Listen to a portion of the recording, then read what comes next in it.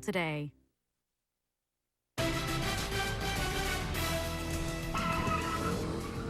Cinco de Mayo is just hours away. Authorities in San Jose are hoping there won't be street celebrations, but some activity this weekend has them concerned.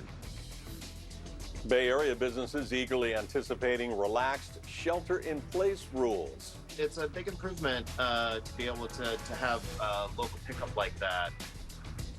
Tonight we'll take a look at Phase 2, the state's reopening, and why some might be left disappointed. With drought-like conditions, fire season may come early this year. How the pandemic may change the way firefighters fight fires. Now at 11 and streaming on CBSN Bay Area, concern over Cinco de Mayo crowds in San Jose tomorrow. Good evening, I'm Elizabeth Cook. And I'm Ken Bastida. This after a pack celebration was busted over the weekend. KPIX 5 Joe Vasquez reports that police plan to be out in force, but they may only be able to do so much. Cinco de Mayo celebrations have drawn large crowds here in San Jose in the past. Because of COVID-19, authorities are hoping that won't be the case tomorrow. But they are preparing for the possibility, especially considering what happened this weekend. I would say there's about 1,000 people here easily. Carlos Diaz says he couldn't believe his eyes. He was doing his Sunday shopping when he watched this parking lot in East San Jose fill up with cars doing stunts. The crowd that gathered to watch was not social distancing. This whole parking lot here, you couldn't even see the cars because there's so many people standing around. It was like this. Diaz is a prominent DJ in town. He says he would very much like to get back to working parties and even celebrating his culture, as he has done many times in the past during this prominent Mexican holiday. But he says this was too much. In the midst of what we're going through, for hundreds and hundreds of people to gather here, it's beyond mind-boggling. Sylvia Morquecha was here selling Mexican flags. She speculates folks are tired of the quarantine, and many simply don't believe the danger from COVID is worse than the economic threat. Why? There's so many days we've been, inside home. What can you do? Life is too short. You can cross the street and a car hits you and you die right there. San Jose police drove through and dispersed the crowd yesterday. A spokesperson for the department says the officers are not going to walk in the middle of groups of people, but extra special operations and patrol officers will be deployed tomorrow to keep the peace. A police source tells KPIX 5 the strategy will be to try and keep the crowd from gathering in the first place. In San Jose, Joe Vasquez, KPIX 5. San Francisco's mayor is threatening to close Dolores Park if people don't cooperate with social distancing guidelines. Over the weekend, dozens of people could be seen hanging out in groups at the park. Some were maintaining appropriate distance, others not so much. It was much less crowded there today. People sitting on the grass were spaced apart. Police will be monitoring the park this week. Mayor London Breed says if people continue to gather with large groups outside their own households, she will close it down. In just days, California is expected to move into the next phase of reopening. That includes allowing some retailers to open their doors. But KPIX 5's Betty Yu reports that it's unclear if Bay Area leaders will give the green light. Betty? Ken, so the state is moving from phase 1 to phase 2 as early as Friday. Businesses that can reopen with modifications include bookstores, clothing stores, florists, and music shops. Dine-in restaurants, shopping malls, and offices will have to wait. That said, counties can still choose to continue stricter measures. People love coming into shops, and it's our everything. Steve Stevenson's everything basically vanished when he was forced to temporarily close 2 locations of 1234 Go Records in San Francisco and Oakland. The loss amounted to more than $100,000 in sales. As early as the end of this week, you will have the capacity as a retailer, with the modifications and the guidelines we set forth on Thursday, to begin to reopen for pickup. It's a big improvement to be able to have local pickup like that. Right now, we're only legally able to ship things to people, and it's sort of that can be kind of a barrier to people. The Margaret Elizabeth Jewelry Store says 80% of its sales came from its brick and mortar shop in the marina before the pandemic. If we're only allowed to reopen for curbside pickup, It's a little tricky for us because that's essentially what happened when we first went into the shelter in place. Is like a lot of businesses, we pivoted to more of a e-commerce model. Owner Meg Shackleton says she isn't sure if hiring back staff for pickup-only services makes sense at this stage. The governor said county and city governments have the final say on what can and cannot reopen. We want to also give these businesses time to know exactly what's expected and also to know what are the things that they need to prepare for as they begin to reopen. The governor will release more details on Thursday. Mayor London Breed said that the city would work with the governor's office to coordinate a potential move to phase 2, but did not guarantee anything would reopen on Friday. Liz? Betty, thank you. In all, more than 40 states have announced plans to ease or end their coronavirus guidelines. Despite that, experts warn the danger has not passed. Nationwide, the number of new cases remains at around 30,000 per day. 8 states, including Texas, continue to report sharp increases, and the widely followed University of Washington model has nearly doubled its projected number of U.S. deaths by August. That's partly due to relaxed social distancing restrictions. Cases in Solano County have surged, and it's because of an outbreak at a Vallejo nursing facility. Nearly a third of the county's cases have been traced back to the Windsor Vallejo Care Center. Health officials there were alerted last week. 76 residents, 23 staff members have all tested positive. There are 320 confirmed cases in the county. Wildfire Preparedness Week starts today, and this year the familiar threat in California is colliding with the coronavirus. KPIX 5's Andrea Nakano is in Contra Costa County with the challenges that's posing this fire season. During this pandemic, one of the concerns is having to do mass evacuations in the event of a wildfire. Shelter space is going to be limited, so they're asking people to take action now before a fire gets out of hand. We're already 400 fires ahead of our average for this time of year. And so we are seeing fires happening. With drought conditions in Northern California, there is concern about how early and how dangerous wildfire season can be this year. We know that in the last 3 years, we had 5 of the deadliest fires in California's history. In Contra Costa County, crews have been in the hills getting ready for the worst case scenario. Don't know what to anticipate, and sometimes we get drought, we get heavy rains. So we always just have to be as prepared as we can, and we've learned over the past few years, not to get caught off guard, basically.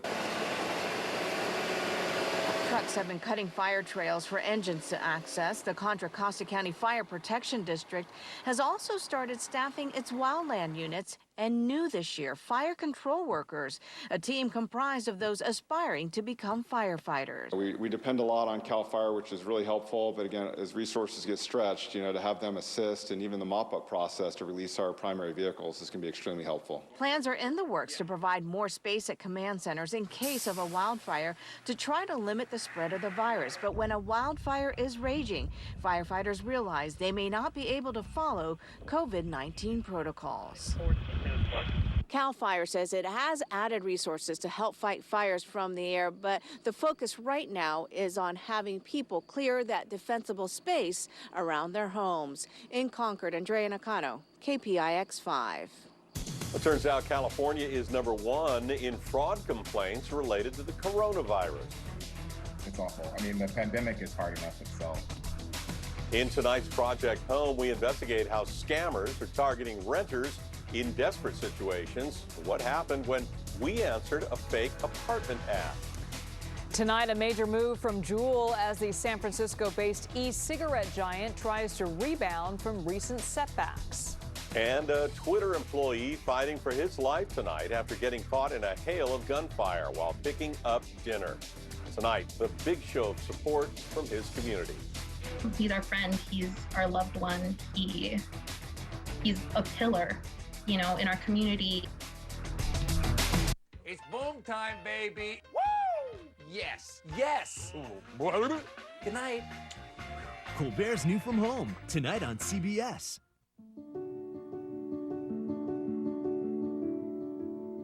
This virus is testing all of us. And it's testing the people on the front lines of this fight most of all. So Abbott is getting new tests into their hands, delivering the critical results they need. And until this fight is over, we will never quit. Because they never quit.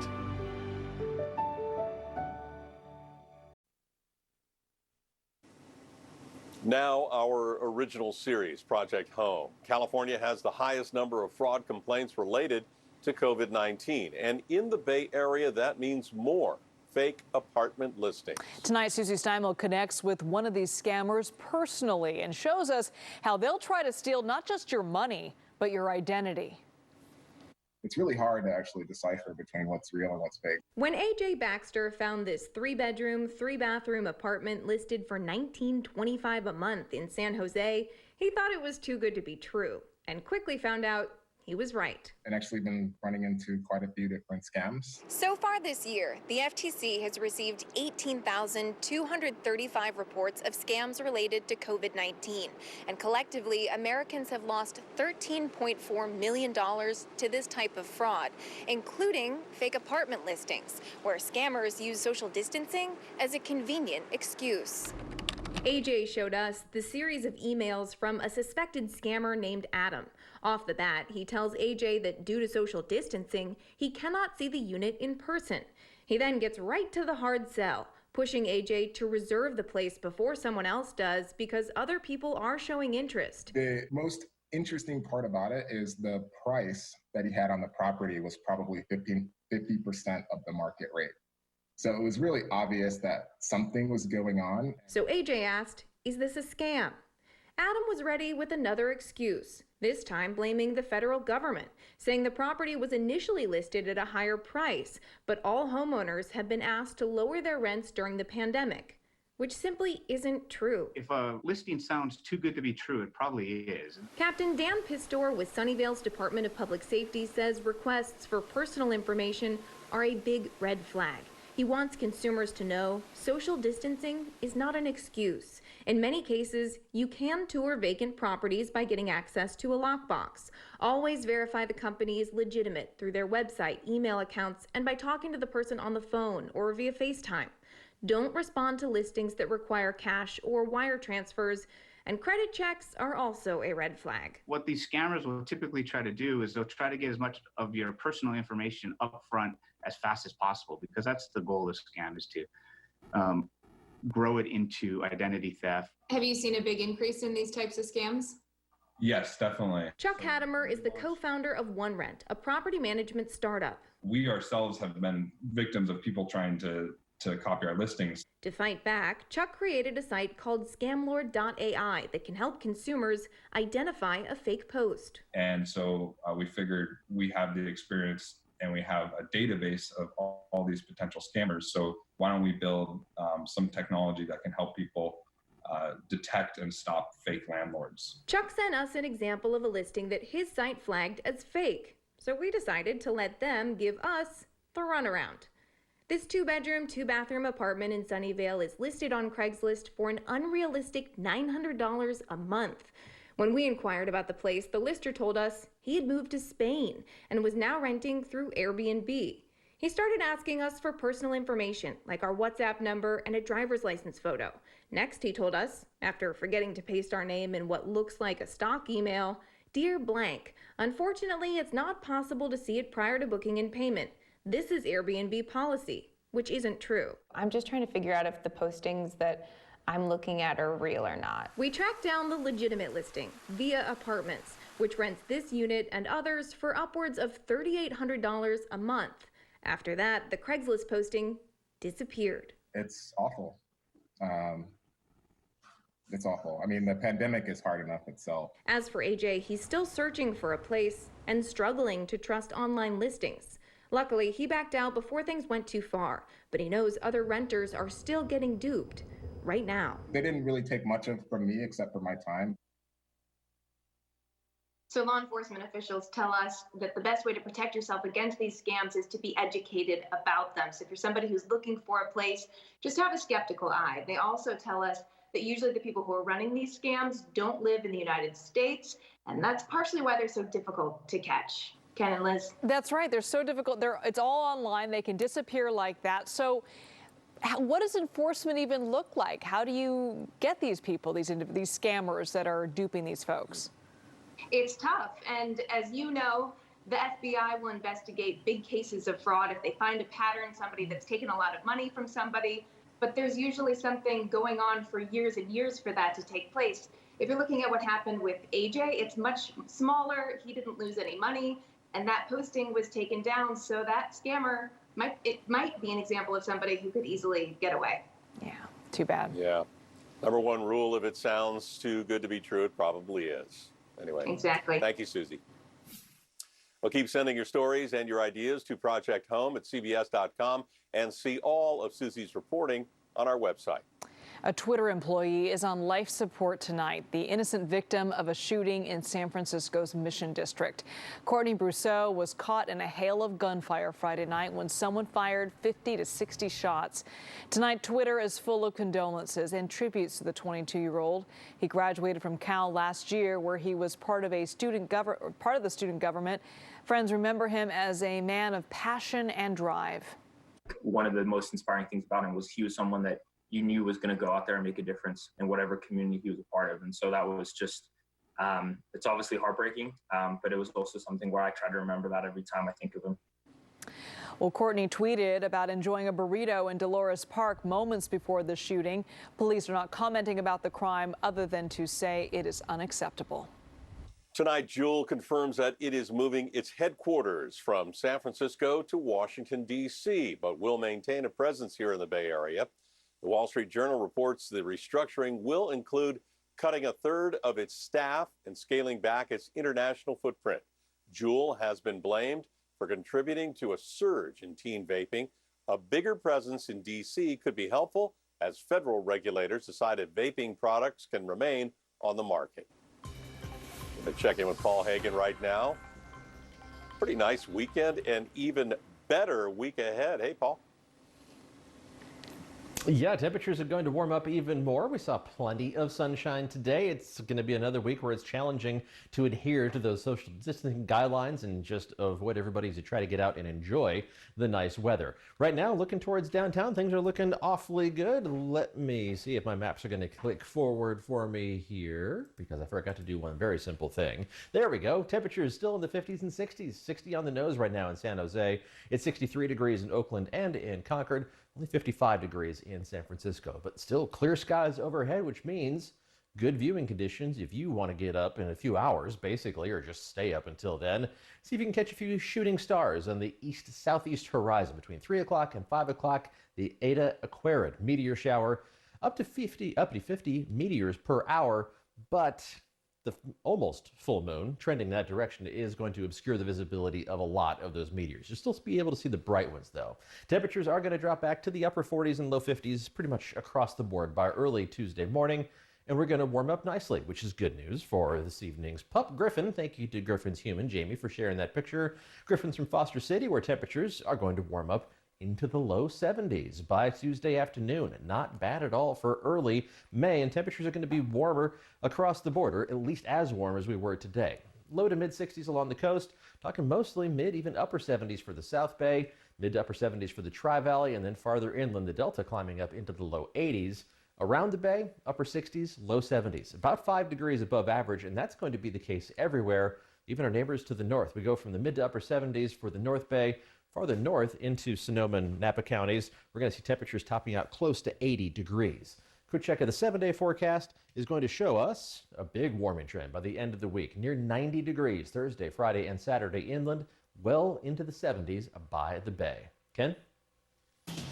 Boy, looks good. Thank you, Paul. Utah state troopers pull over a suspected impaired driver only to find out it's a 5-year-old behind the wheel. Tonight, the pricey purchase that had the boy planning a California road trip. Don't spend another sleepless night. Get sober at Mountain Vista Farm. Mountain Vista Farm is the place where you need to be. This is a giant eyesore. All you have to do is point. Your favorite music stations are on FM. Your favorite news station is too. Find the Bay Area's news station on FM 106.9. You know, Elizabeth, there are road trips, and then there's this story, and I love it. A road trip to California cut just a little short when a Utah state trooper discovered a 5-year-old kid driving an SUV. I feel like you would be this kid when you were 5 years old. It happened in a town just north of Salt Lake City when the trooper noticed an SUV weaving on the highway. He pulled the car over and found the 5-year-old in the driver's seat, barely reaching the pedals. How old are you? You're 5 years old. Wow. Was right. The boy apparently decided, yeah, he wanted to go buy a Lamborghini in California. So he grabbed the keys to the family car, as one does, and then just started driving. Troopers say he only made it a few miles from home before being stopped, and he only had $3 in his wallet for the Lamborghini. His parents tell police his sibling was watching him when he took the car. Yeah, at least he's got good taste, give him that. I'm Dennis O'Donnell. Why Monday morning felt a little bit like Christmas for Bay Area golfers, and why this date in history will have a special place in the fans' hearts of 49ers. What's different about preparing for work right now? Well, everything. You know, working from home is definitely interesting. My setup, my own camera, my own lights, my own microphone. While you are prepping for the show, you're also prepping dinner for your 4-year-old. And what do you know? Sometimes I'm actually in focus. Working from home has been pretty easy in terms of the commute. I get to sleep in at least 25 minutes. But it's easy to get a little bit distracted, whether it's the dogs wandering in as I'm on camera. In secret, I don't wear shoes to work anymore. I love that quality time, that bonding time with my family. The challenge of working from home, my family too. So I have to say, hey, I'm about to go on the air. Can you please be quiet just a little bit? Our whole lives are juggling acts anyway, but now it's definitely more apparent. Thanks for helping us, the news team, get through this together.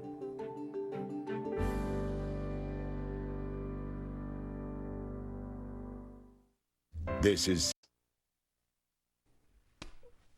good news. Bay Area golfers were back open for business this morning. There's a number of social distancing restrictions in place. Race Cups will definitely make putting a lot easier for your handicap. And after a 6-week layoff, the people we talked to were jacked out of their minds just to be playing again. I was on the Grand Princess cruise ship with my wife for my 50th birthday and haven't been out of the house for about 2.5 months. So today's the day. We are in federal quarantine up at Travis Air Force Base, home quarantine, sheltering in place. So it's a good day to be out on the golf course. NFL Hall of Fame coach Don Shula passed away this morning. He is the winningest coach in league history. Shula led the Dolphins to the league's only undefeated season in 1972 and won another title in 1973. Don Shula was 90 years old. I hold in my hand the top 5 on this date in sports history. At number 5, 2013, Giants and Dodgers. This baby is out of here! Backup catcher Guillermo Quiroz with a walk-off home run to beat L.A. At number 4, 1966, a home run with a little more significance. Willie Mays moved past Mel Ott for most homers in National League history. At number 3, 1994, Charles Barkley erupts for 56 points, and the Suns swept the Warriors in the first round. I was feeling it. At number 2, 2015, Steph Curry became the first Golden State Warrior to be named the league's MVP. And at number 1, 1979, Bill Walsh struck gold in the 10th round in the NFL draft. Many of our scouts said, you can get him in the free agent market a month from now. And I said, no, that man is going to be here. You watch. That man was Dwight Clark, who impressed Walsh at a workout for his college teammate, Steve Fuller. He introduced himself, and he said he was looking for Steve Fuller. And then he asked me who I was, and I told him. And he said, well, did you play wide receiver? And I said, yeah, I did. And he said, would you mind coming and running routes while Steve throws? 2 years later, Dwight made the catch. We'll be right back.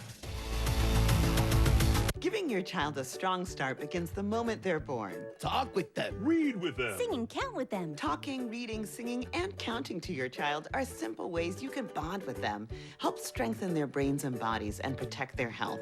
Your voice, your hugs, your love build resilience and protect against the harmful effects of stress.